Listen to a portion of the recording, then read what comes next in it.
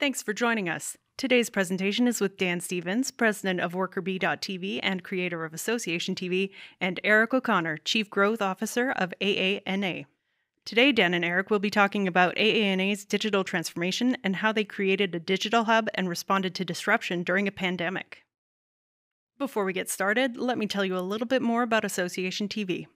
We strive to make associations profitable, purposeful, and predictable by using our 4 key components: the online platform, content strategy, monetization, and agency services. We're going to talk a little bit about digital transformation today. And I think everybody is interested in digital transformation, not only the what, but really the why. And I hope today we cover off why AANA is on a journey of digital transformation, as well as a little bit of what you're doing so that people can connect those dots. But before we get started, maybe it'd be great if you could just kind of introduce AANA to our audience. Sure, thanks, Dan. Well, AANA is the American Association of Nurse Anesthetists. Our mission is to advance patient safety and our profession through excellence in practice and service to our members. And that plays out in a few ways. One is through advocacy. We have an amazing advocacy team, both at our state level and at our federal level, that are fighting for our members in their full scope of practice and really do world-class work there. We also have our practice division that really creates practice resources that we find really influence our members and help them while they're working in practice settings and serving patients. The organization has been around 90 years next year, which I think is pretty amazing. So we've been doing a lot of great advocacy work and practice work to help our members for a long time. And how many members over which geography, just to share with us? So we have about 57,000 members currently in the United States. So let's just talk about before COVID. What were the deficiencies that led you to make change from a digital standpoint pre-COVID? Sure, that's a really great question. I think number one is engaging members. We wanted to meet members where they are, and we wanted to create content. We wanted to create education and engagement opportunities wherever members are. That may be on the phone, that may be in a committee, it might be with a laptop, it might be with a mobile device, it's all over the place. And so we want to take a really holistic approach to digital transformation and understand how can we meet the members where they are, and what technologies would we need to do that, and what partners would we need to do that with. So identifying that you really needed to serve the needs real time, whenever, wherever those nurses could find time to learn, to engage. What was the gap between where you were at and where you wanted to be? So I wanted to build out a marketing team that was focused on engaging members through technology. And so that was step one, was really putting the right people in place to do that. Step two was, how are we going to do that? And we wanted to really figure out, where are our members online? Where are they engaging us through mobile devices? And how could we facilitate that process? And what we found through our research is our members were asking for a few different things. One, they wanted mobile access to everything that we do. That was very important. Two, from an education or practice standpoint, they wanted smaller clips. The old way was producing an hour or two of learning, maybe 3 to 5 hours of learning. And they were saying, we're really looking more for 5 minutes to 15 minutes. Can we have micro learning opportunities? And one thing I think we hear in associations a lot is members want, and I would use that in air quotes. And what was important for our team was bringing data behind members want, and really starting to uncover from a quantitative standpoint. Let's listen to the qualitative, but let's make sure that we're building the right things for the right people in the right places. Is that when you decided to move to more video and audio-based learning from text-based learning? It was. Our old LMS that is about to go by the wayside focused on text-based learning. It did have video, but it was very long form. But it was primarily a lot of text-based. And it required the CRNA, or our member, to sit for a long period of time to complete that education. And so we wanted to find a way to break that up, and it seemed as though video was the best way. You went with the Association TV platform, and your initial pre-COVID objectives were to move away from a traditional LMS, and you talked a little bit about moving away from long form to short form, moving more into video-based learning and not just voice over PowerPoint. You added in audio, but you made this change from pay-per-view to a Netflix model, to a subscription model. A big change. I could imagine there must have been some interesting discussions at AANA when you brought that forward. Why did you make that change? What was the impetus behind that? Where are you in that transformation? How did we get to the next Netflix model? It's a model that's been well tested, and we clearly know it's working. And so we said, why can't we do that? Let's find a way to offer members what they want at the price point they want, and let them consume content however they would like to do that. What kind of qualitative feedback have you had from that? What we're finding is they love the breadth of content that we're able to provide. So we're able to repurpose content from our national meeting, from our annual Congress, from our other meetings throughout the year or workshops. We're able to provide one-off content that didn't already exist, that isn't happening in a meeting. And I think of that as, if you think about anytime a movie comes out on Netflix, you think, oh, I can't wait to watch the blockbuster. And that content shows up. But you always have that B movie you can go back to anytime you need to watch something. Right. We've created that in content where our members can access world-class content as it breaks. They can also look at content to brush up on some skills that has already been there and kind of lives in that library going forward. Fabulous. At the same time, again, pre-COVID, you launched another website, and to really support kind of the front end of making people aware, reinforcing microlearning, but making people aware and pushing people into your new knowledge network, which is your online learning platform. Tell us a little bit about that site, what the objectives were, and where you are in that implementation. So this other site is nurse-anesthesiology.com. And I think that the quickest way to think about that site, I'm going to steal another brand name we all know, is the New York Times. So we wanted to create the content hub of anesthesia. So the one-stop shop for anesthesia news is what we wanted to create. And what we found, I think most platforms, most websites have a blog. Now they don't call it a blog, but basically they're churning out content, and it's written form content. And what we know from our CRNA Knowledge Network, which we also call CKN for short, is that people were telling us we want content in different bite-sized chunks, and we want across different formats. And so when we came to WorkerBee, what we were looking for was, how do we create this content site, but not just text? We want videos, we want podcasts, webinars, written content, advertising, but we wanted a one-stop shop that we could bring to our members. And what you ended up doing is, not only creating a resource center where I don't have to know if it's a webinar or a video, I can just find content that matches my needs and consume. But it's also offering as a kind of advertising site for your continued ed, correct? Yes. So the model, like the New York Times has advertising, but they also have various levels of subscription.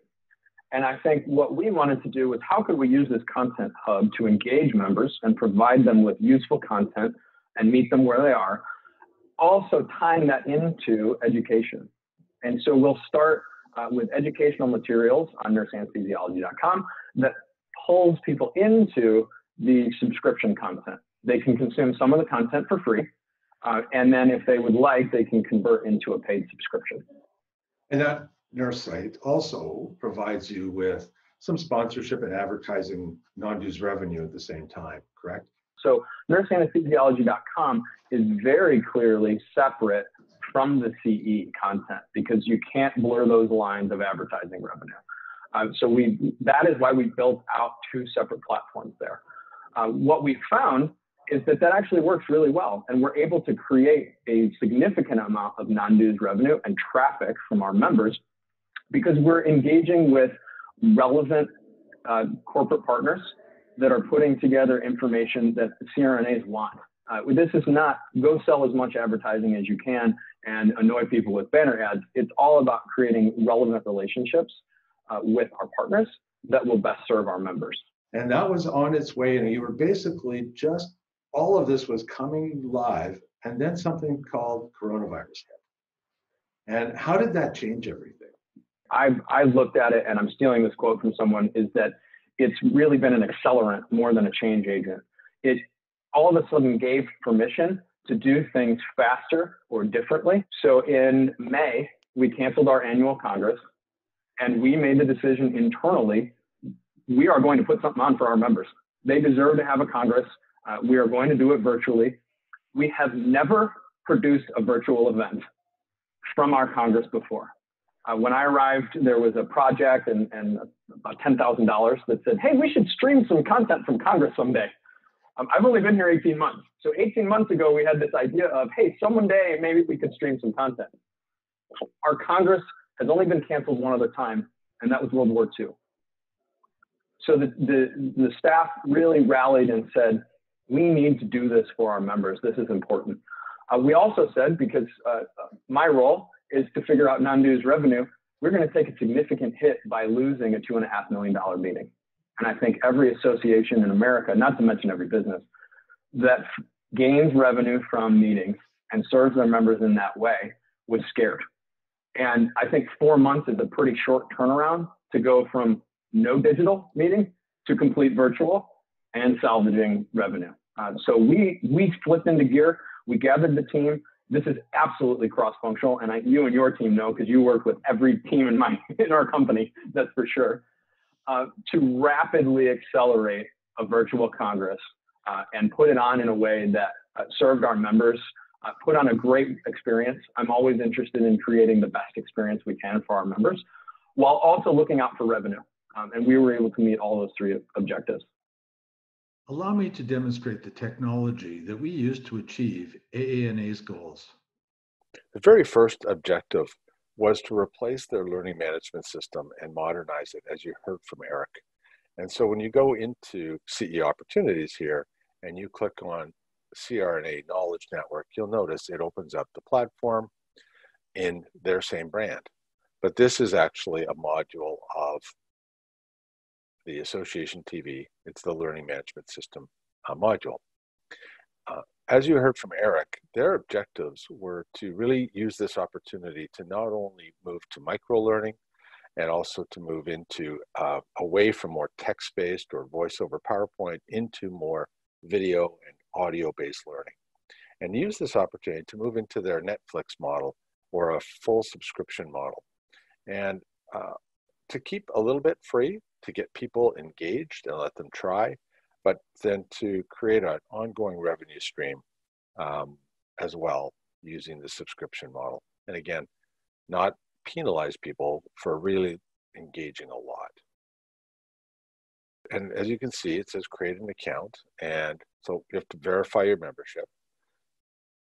And as you can see here, we're integrated into the single sign-on because everyone must be a member in order to take the continued ed credits and to subscribe. Although people can take the free part without fully subscribing and being a member as a way of building up new member acquisition. And you'll see that all of these courses are available through the menu, through search, and some are video-based and some are audio-based. And if I go into any of these courses, let's just try this one here, I can learn a little bit more about that course, about the instructors, what my CE credits will be, and I can add that to my courses, or I could start the course now by seeing all of the course details, the learning outcomes, and learning a little bit more about the instructors. In this case, there are multiple instructors in this course. And then from there, it's very similar to most LMSs. I can take my video or audio-based course. I can answer my quiz and my tests when appropriate. And then at the end, there's a survey so that they get qualitative feedback around the quantitative feedback. And if I pass that test, automatically, real time, those continued ed credits will be updated into their AMS. In parallel to the deployment of this new LMS, Eric also mentioned that the nursing site that was set up to provide that front-end education for all non-continued ed credit. So all of that other information, and I'm just going to go into here, and you can see everything is featured updates. And this is a multimedia library. So if I go and just put in COVID as an example, and it searches through all of the content for COVID, I'll notice here that this is their CEO about to speak on COVID. And it's a video that uses our global backend, so it's going to play on any mobile device.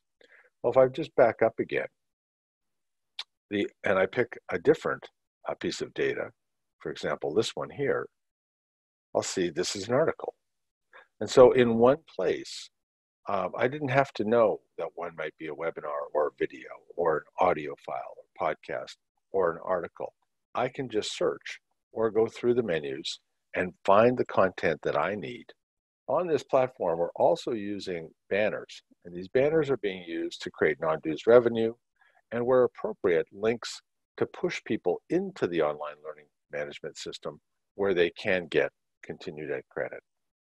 So just again, a great opportunity to keep everything in one place and then to drive people into that LMS or further into content that will engage them. As Eric shared with you, when COVID hit, they really had to focus hard on how did they pivot and do their very first virtual conference, which they call Congress 2020. And so we had 3 months roughly to prepare. And so leveraging the platform that was already set up, the Association TV platform, we built the hub that was going to be used for registration and for marketing right on top of that platform. And so here I could come in and I could learn about, I could filter by date if I wanted to, or I could filter by track and all of these different types of tracks, or I could just come and search for something, or I could just scroll down and view the agenda. And as you can see, there was good monetization of sponsorship starting right from the beginning all the way through the entire event. And if I come down and I want to learn more about a particular session, I can drill in and learn a little bit more about this session. And now, because the event is over, I can go to view session. Buttons that would have been turned on before might be, I want to save that in my calendar, or I want to, if it's on live right now, I could go join live right now and so forth. As I mentioned, AANA also leveraged our video production capabilities. And so we built out a brand guideline for all of their sessions, and we helped pre-record about approximately 90 sessions for this conference.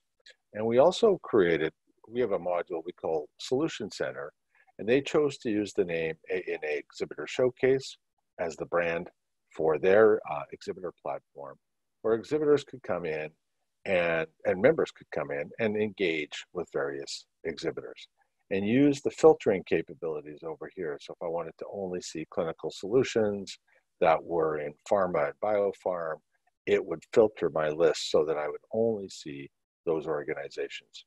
One of the things that we always like to do is get the association to actually build out a profile to show other exhibitors kind of some best practices. So in this example, here's AANA sharing their little bit of company information, their website, and their contact information. They get up to 5 call to action banners. They decided to use 4 of them that you can change the color, the words, and where these click through to. Then they can have product and service listings. So here we have a number of products, and then we have videos, and then we also have downloads available. And so all of this information, if I want to drill down and learn a little bit more about AANA Learn or CPC core modules, or where we were in the CRNA Knowledge Network back in the learning management system, I can simply click through and learn more about that product. So this created an opportunity to not only allow exhibitors exposure during a virtual conference, but even real-time connectivity. One of the recruiting organizations was actually able to get up to 300 resumes uploaded directly from their listing. So people could connect live on Zoom or whatever that association exhibitor wanted to connect live with or chat directly. And then because this is an all year long platform, go to more of an on-demand feel now that the Congress is over, and have access all year long to this library. So if I need to find something I can just come in and search and find. We also found that we were able to use the same technology for their posters. And so in this example, this is just another deployment of our solution center, where now I could come in and find posters. And let's just go and I click on oral posters as an example, and I can go into one of these posters and I can click and I can either listen to an audio file while I'm reviewing this, or I can watch a video depending on what that particular author has uploaded. And so we were able to get over 10,000 page views just in that short period of time on the content listed in the posters. And again, I could come in and find whether it's evidence-based quantity research, case reports, or oral posters. I could expand any of these and filter to find what it is I was looking for. So if I only wanted cardiology, I could find only the cardiology and so forth. So if I sum it up, what we've really done with the digital transformation at AANA, working very closely with them, is the Association TV platform now has a multimedia platform, a learning management system capability, and this Netflix subscription model. They use our video services for not just events, but also for special production capabilities that are needed. And then they also use our virtual capabilities for their virtual Congress to monetize that content, monetize those events. And as we look into the future, when hopefully COVID allows us to then also use to stream hybrid events through the same platform.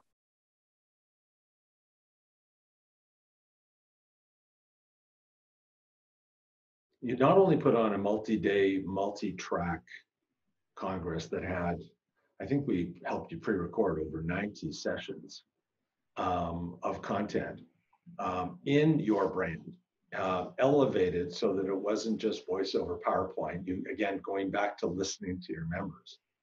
And having that stream through your new platform, through your website, through your brand, along with breakouts and all of the other engagement capabilities, Q&A, polls, you had your annual voting on your bylaws, etc. But you also had an exhibitor solution center set up. You had posters. You had, I mean, you basically did a full Congress. Oh, we had almost 10,000 access sessions throughout Congress. So we had thousands of people attend online. That we and this is the best part of a virtual Congress. We are working hard at increasing our in-person attendance. I know through our tracking and the work that we've done to really understand members that attended, we have reached members that have never attended our Congress before. And that was a specific goal of going virtual. Not only serving those that expect Congress, and there are hardcore members that always attend, but we knew we had an opportunity to extend Congress to a larger audience. And we were absolutely able to do that. What we're finding in some of that quantitative and qualitative feedback is that those are the people that were the potentially disengaged, right? The people who didn't come to Congress in the past, who look at their membership dues when they come up and go, am I truly getting value? Do I need to be here? And when now you can touch them in this digital way and make it easy for them to come back at their own time. And I think one thing that you brought up that I think is really important that I hope people will appreciate is that because of what our members were facing with COVID, we knew that we had to reimagine Congress a little bit. Congress is always about a week long. It happens roughly the same time in August. And our members were losing their jobs. They were getting laid off. And the idea that they would have to pay for Congress material, we kind of thought, well, how are we going to ask them to do that in an uncertain time? And for those that, by the time Congress actually started, jobs started to come back and surgery started to open back up. And so they were back in the operating room. So we actually, through the platform that you created for us, we were able to provide an experience and say, it doesn't have to be a week long. We can create on-demand content that they can access all the time. So we actually created 2 tracks. We had a free track to Congress, and this was really to engage members that don't traditionally come to Congress, especially we wanted the diehards that are always there. We want to provide something for them. but we wanted to give something to everybody and provide that value of membership and free CE. So we took one track that you helped us do, and then we also created a digital path with CE, where people that really still needed CE, we would help them do that. And most importantly, they could consume it on demand. Normally, you'd get your 23 CE in a 5-day period at Congress. Well, during COVID, who has 5 days to sit down and watch 24 hours or 25 hours of video? It's not going to happen. No. So we said, let's give them 6 months. We started at 3 months. It was so popular. We actually doubled our revenue targets. We extended it to 6 months. My guess is we're probably going to extend it again. They're loving it. So we were able to provide members what they needed from a free CE and engagement standpoint. And we were also able to meet our revenue targets. We will have profited more from an we will have profited more from a virtual meeting put together in 4 months than our traditional in-person meeting that we have had for decades. So I think that's a testament to the WorkerBee team helping us be able to do that because none of this existed in April. There's all a bit of newness into every single virtual event. But what I think we're all learning is there's a hunger for this great content. And, ASA has been telling us for years that only 25% of members, only 15% of members on average come to the annual conference, which is where we've kind of been limiting our best content to such a small segment of our membership, which has created this need and this hunger. And now that we're opening it up, we're never going back. And so now the opportunity is, how do we create virtual, hybrid, specialized events, niche events to continue to feed that, but also to grow that engagement and grow that revenue? I mean, I think it's opening the door to create many, many more opportunities moving forward. How does AANA feel as you start to look forward now into 2021 about the number of virtual events you'll be doing in the future versus, this is a blip because of COVID? Now, the neat thing is we now have a framework in place. We just built it. We're done. Now we're going to tweak it. We're going to make it better and that type of thing. But we can we have 4 meetings this year. We now have the ability to say, how are we going to leverage this platform to provide an experience for members that can't go? We still have members that can't travel, that want to go to our meetings. And how can we provide a great experience for our advertisers? And so I think that we have definitely opened up a new source of revenue. And I'm always looking for what I call always on revenue, where you turn the faucet on and it just happens. And I think we've created that opportunity where there's an expectation where we now have always on digital revenue that should come year after year if we keep doing our job. In essence, to turn the relationship more into an annual relationship and a multi-year relationship, i.e. almost like a subscription relationship, so that you're predictable in your revenue stream and you're predictable in your content, because they know that if you can score like you have the engagement level, they're going to get value. What's good for members is always good for sponsors. It's not the other way around. And that point, I'll add around the engagement level and scoring. Our platforms that we've created with you and the digital transformation that we're taking across our organization, I started with, we want to make sure we're using quantitative to explain the qualitative or to back up the qualitative. We now have metrics for anything our corporate partners want. And so we can provide, we're not saying unique individual named data, but we can provide trends and we can provide numbers to show the ROI on the money they spent with us. When we see the results and hear what it's meant to your organization, for us, it's all worthwhile. And so we just want to thank you for the partnership and thank you for your time today. Well, thank you. It is our success is definitely because of that partnership. And I think that was so important in being able to create what we did. And I hope as we produce this content, it really helps others realize that, hey, I don't have to do it alone. Go and assemble a team internally and externally as is appropriate for each association, but then make it one team with one set of goals. Thank you all for joining us today. If you'd like to know more about our solutions or services, you can visit the Association TV website or contact Dan for a demo. And thank you again to .org community for having us.